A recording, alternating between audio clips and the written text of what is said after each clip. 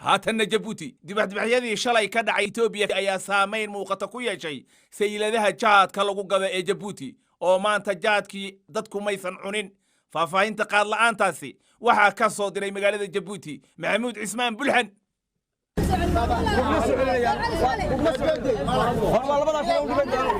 kadib markii maalintii shalay qaybo ka mid ah dalka Itoobiya mudaharaadyo ay ka dhaceen ayaa waxa ay taas saameyn ku yeelatay ganacsatadii qaadka keenaysa wadanka maanta oo khamiis oo dadku ay aad u qayilaan miisaska magaalada ayaa hawanaya halkan waa bartamaha suuqa Balasrambo Aisha Cabdi oo kamid ah hooyooyinka jaadka iibiya ayaa sidan iigu warantay waxaan ka khamiisan maanta khamiis ka fiican baba jirtaba jaad la'aanta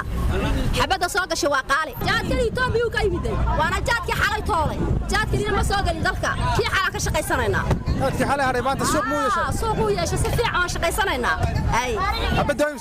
xabada 2 farma siinayna xabada 2 ma lagu iibsanaya dadku markii hore way bakhaali jireen 2 saka jaad la'aanta si fiican bay maxay u iibsanayeen awal 300 baa dhulka la dhixi jireen 200 ka tamay qaarta naga siisanayeen maanta se way siisanaa meesha ka keenay lacagta wala garan laayeen dhanka kale haweenka ragow qayilaan ayaa qaati ka taagan qaadka halka qaar aan la hadalnay wiilasha barjeeya ay noo sheegeen in maanta ay waqti la qaadanayaan qoysaskooga awlaadayna bilka loo geyn doono oo reeraha lagu noqon doono oo la dhargi doono oo la xasiin doono la cagaysan doono waxa dhulka dilayba waajaadka weeyaan dhibaato nagu yahay wadadii reerkii ciyaaradii waa nagu wada saaqday oo wadada odayaashii ma soo hoydaan oo ma soo xiro galaan gidaarada bilalka gidaarada ku cunaan aniga farxaan bilal cigal ilaaho maanta jaad la'aantu way fiican tahay maadaama uu tuula juulan barsin jirnay oo maanta khamiis dhulka baajaadahay oromada darteed Itoobiya ka dhaxdhacay darteed bulaajad u yahay maanta oo noo fiican soo dareeriman xasuusanaba xaafadii baan u iibinay xawaas khudrad wax badan gaas waxyaabo dhibi jiray maanta xasuusaba maanta waqti la qaatay xaaska iyo caruurta si fiican u lacawayso oo si fiican u lacawayo caawa maqrib baan isku weynba shanta galabnaa marka la waayo jaadka Itoobiya ka imanayay waxaa jira qaad kale oo laga keenay dalka Yaban kaas oo qiimihiisu aad u sareeyaan dadka iibsadana ay yihiin dhif iyo naadir suuqu maanta jaad la'aanta jaadkii Itoobiya ma iman laakiin ticisi ku Yabanta laga keeno ayaa imanaya dadku marka bilaajaadka oo isla wareegayaan dadku dajaad bay doonayaan culays weyn baa la dareemaya maanta oo khamiisa waa maalintii dadku ay wada barjeen jireen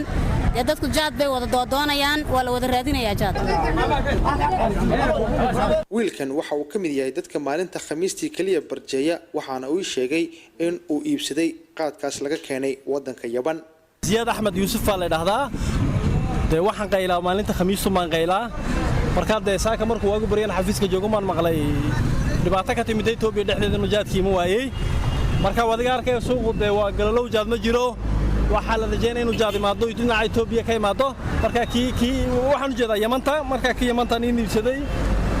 qaad kale oo shalay kale kaadna waan cunay waan ku darsanayaa jaadkan ka yimid Yabanta aad ayuu yaryahay qiimihiisu ay imisa imika kan waxa laga siiyay waa meel waxa lagu qadarayaa $8 baa lagu qadarayaa waa kun faran weeyaan marka waa qaali weyn aad buu qaali u yahay